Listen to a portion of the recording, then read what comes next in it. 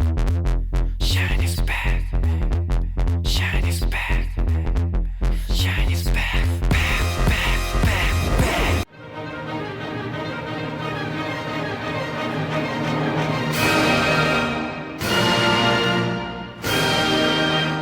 SHINee's back! My baby. Ding ding dong ding ding dong ding ding ding ding ding ding ding. 누나 너무 예뻐 미쳐 replay. After 3 members have finally returned from their military enlistment, the K-pop boy group SHINee is back. This is after it's been 2.5 years. For real? Good for them. Wow, it feels like short. Yeah, because we constantly reacted We to them. constantly react to them, so it doesn't feel like a long time for us. But yay, welcome back. You'll be reacting to Don't Call Me, a title track picked for SHINee's 2021 album because of its impact and sonic difference from the tracks that the group has done in the past. So in an interview, the member Key said, "We didn't want to just showcase SHINee's usual colors and usual style, but emphasize the performance aspect of our group with this comeback. Don't Call Me's lyrics are filled with the emotions of someone who was in an unhealthy relationship and became betrayed by love. They address the ex who is becoming obsessive, and the track serves as a warning for them to stay away." Period. I feel like there's a lot of emotions you could go with that, where it's like, Don't call me. or if it's like you're scared that they're gonna call you, you're like, oh my god, please don't call me. It's the first one. Yeah, good. This song is composed by Dem Joints, Yu Young Jin, Kenzie, Ryan S. Jun, and Rodney Shake Bell. Wow. I can see why so many people wanted us to talk about that. Yeah, Jeez. people call me all the time, and I'm just like, stop calling me. Is that so? So I'm gonna hit the play button and Okay. 3, 2, 1.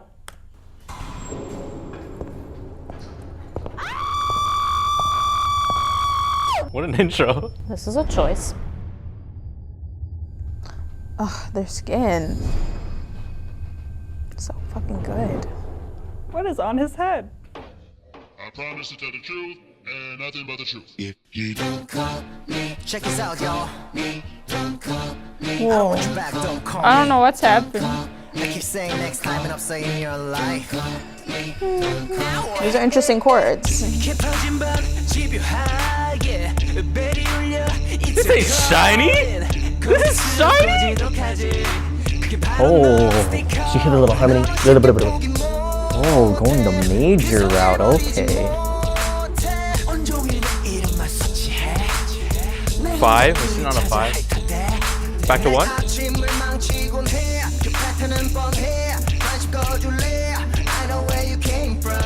I like the percussive, like, vocal background. That's wide. Okay, we got the chords. Oh, I like hello. his voice.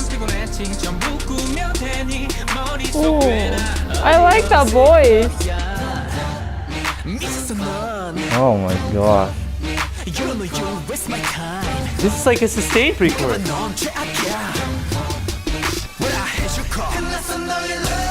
Huh. It's SHINee, it's fine. We knew that they were gonna do that. What? What the heck?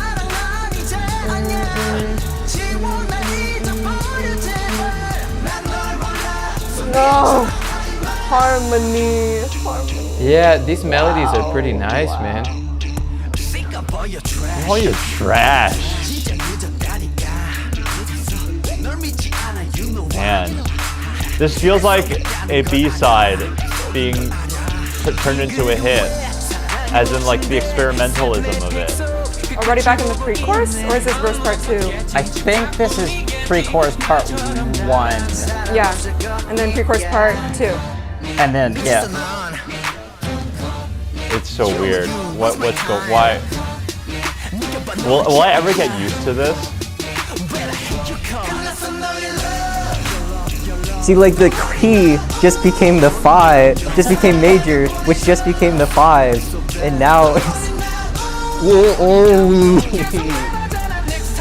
Is this like torture or pleasure?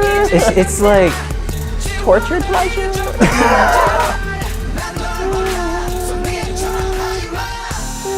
It just. What?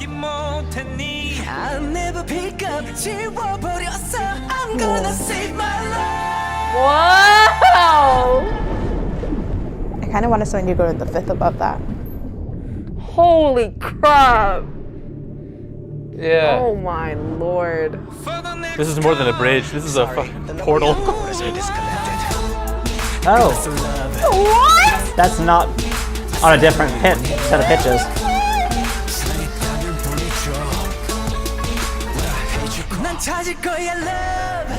They did. Ah!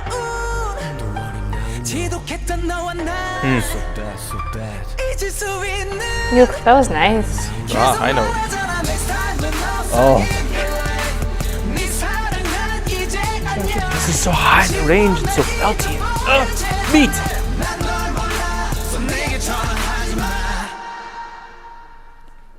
Oh, wow. Wow. So you didn't see that coming, I did huh? not see that coming. Emma, They did come back Emma, strong. I love And this. Emma, I love this. Emma, I love this a lot. I haven't even seen their beginning shit, but that was pretty I want to strong. marry this song. This is so. That was an experience. Wait, Ju-young, guess what their pre-release song was called? Huh? Marry me. Their pre-release song is called "Marry You." It's a So I guess we are sign. marrying It's a you. sign. Congratulations on your engagement. Yay. That was really good. Why do I feel like usually SHINee is more on the cuter side of things? Yeah, this was like some. This was tasty. This was delicious. This was satisfying. That is a full meal. Forget a snack. I'm full. I was not expecting that. I was not expecting that at all. A few moments later. It's an interesting approach to like it's Modes? Yeah, it's overall in D, but There was a moment where it was descending down into the melody was descending down because it's in D minor normally. It was descending down from I think A to G to where I thought was going to be F, and then instead it went to F sharp, indicating that it was sort of flirting with modal mixture. I think that's the name of it. it's using a lot of having the tonic major with other scale degrees minor, which we hear pretty frequently, but because they also are sort of slipping in the Phrygian flat 2, it starts to sometimes just sound like it's G harmonic minor. Yeah, so you hear this as switching between D and G. D and G. It's one of those songs where it's just sort of, it's ambiguous. It's ambiguous exactly where the tonal center is, not even because of just like modulating between 2 or 3 different ones, but just like the way pitches are handled sometimes kind of implies one way and sometimes kind of implies another way. So it's roughly.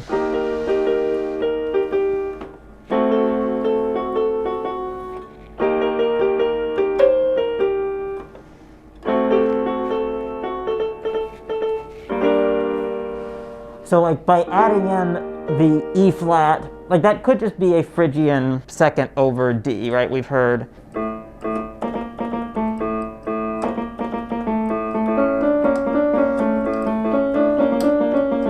Right, like we've heard that sort of scale before, but it also makes this scale even more sound like G harmonic minor. So that's where it's kind of maneuvering a lot between D and G, and with various notes that could be modal inflections in either one. And then in the bridge, it went into A minor, and then when it went back into G minor, it still was, the piano was still like between the boundaries of those two keys, which is just nuts. Like the musical nuance that went into the construction of this is just insane. Dang! Oh, and the harmony, like, it was wild. It's cool. It really didn't stick around to just one like easy lyrical melody. Gosh, I love how they split that pre-chorus into like easy section with it went to major tonality for a bit, and you're like, relax, this is SHINee. I know what I'm listening to. We know what SM Entertainment's pre-courses sound like whoo, like, you know, that intro, that was a wild ride. We know where we're going now. And then of course they had some harmonic changes that I did not see coming. And I'm like, okay, never mind, we're not safe, where are we? So you think it's gonna go, but instead it goes. It goes to the flat 2 chord instead of to a tonic, and then passes through, but then this time doesn't even go to the second chord because instead it's going to that chord instead, and then that starts the dominant that sets up that part of the pre-chorus. Yeah, what stood out to you in that track? Like so many things I'm trying to figure out. I can really feel their anger, and I think part of them is because of military.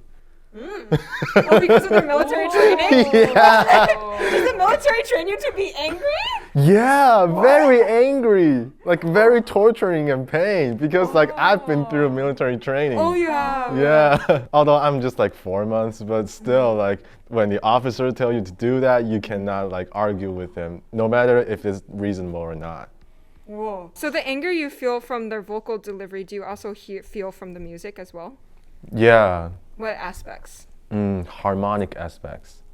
Like it's really interesting that they just like break through the ordinary chord changes. That's why I love it so much. It felt like when someone is like, there seems to be a disconnect here. Let me put it another way. Like, don't call me, don't contact me, don't look up my photos. Like, and they just like have like different iterations, like musically, of doing that with like the different like, I feel like they're different key centers. I was like surprised, and then I remembered that we listened to Why So Serious, and then I was not surprised. I was like, oh, right, SHINee. This is right, SHINee. right. They can do whatever they want. Yeah, I would have been sad if they didn't do something weird. Yeah, just use of like chromaticism, that like unexpected part. The piano part. That too, yeah. And then also like the buildup of energy using like the chromaticisms. I remember one part like, I think it was like a third, like interval of third, like da-da. And then they took that interval and then just like kept on raising it up, like towards the end of the chorus. Yes, that. And then yeah, just like taking that same shape and then bringing it up, and then that I really felt the energy like building up at that point. Just the way it almost refuses to get into like a groove. Every time the "Don't Call Me," dun dun dun comes back, even at the end with the piano embellishments, it just cuts through the song in this way that it feels cold, it feels calculated, you know? I don't think it's for me. It's a very bold move, so I respect it. It is a song where you respond to it intellectually, as far as the harmony goes, more than viscerally. More than with your feelings. And as I was listening to it, that's where my brain was. My brain was going, that's a chord. What is that chord? Why is that chord there? As opposed to what is the general narrative that this song is trying to convey. It was more moment to moment, and why did they do that interesting, bizarre, chromatic thing, and then another version of that thought process. The way the song kind of just locks me in. It almost doesn't allow me to. You can't escape. Yeah, really react and like go, whoa, in a normal way. Because, you know, with most songs, I feel like when I react to something, you know, it's always the push and pull of like, how much am I listening when I'm reacting to something? And with most songs, when there's something cool, I feel the freedom to like exclaim, whoa. With this song, I can't really exclaim. I'm just like, what is next? Yeah, do I like want to know? A basilisk's eye with the song kind of you're locking right. you in place. Medusa's snakes. What was the most shocking value of the song to you? Was the it beginning. The rhythms? Okay. Just when it started. Check this out, y'all. I don't want you back, don't call me. Okay, what makes this so unsettling? Is it that the nah comes a little bit late? They might have even just sidechained the piano around the voices. You don't get the beginning of the piano because they have to say me, and then, or whichever syllable it is at a given point, and then the piano fades in as the sidechain stops pressing it down. Right, because right now it sounds like it's hitting after the voices, so you're like, wait, do I hit my head with the voices or the instrumental? And they're so close, you literally have no idea which to bang your head to.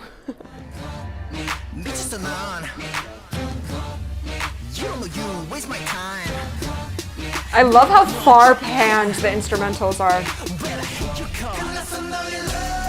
Because it's like D major, G minor,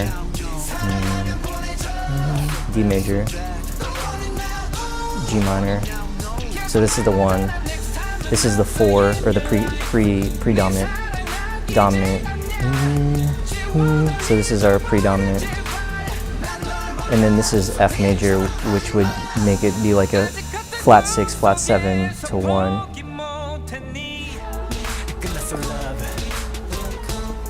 Now we're in A minor.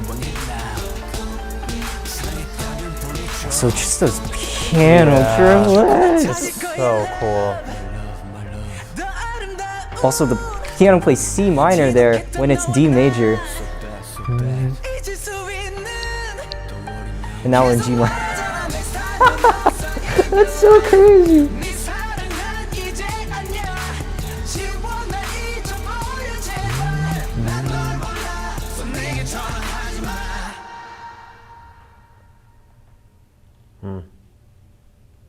Wow. It's really original. It creates a really unique sound because they don't use any kind of, let's say, packaged beats or so. Not that they did before, but a lot of people did. There's only so many drum sounds you could have. Oh, also, there's that moment, the Don't Call Me, where they added in that really lush piano bit. A lot of octaves hits. That was beautiful choice. So original. One of the members breaks off to continue his own solo on the piano during their live stages. Like they bring a frickin' grand piano onto the stage. Of course they do. Of course they do. No, this is so fresh. This is fresh. Fresh veggies in the dead of winter. Just what we needed. Thank you. Keep us healthy, SHINee.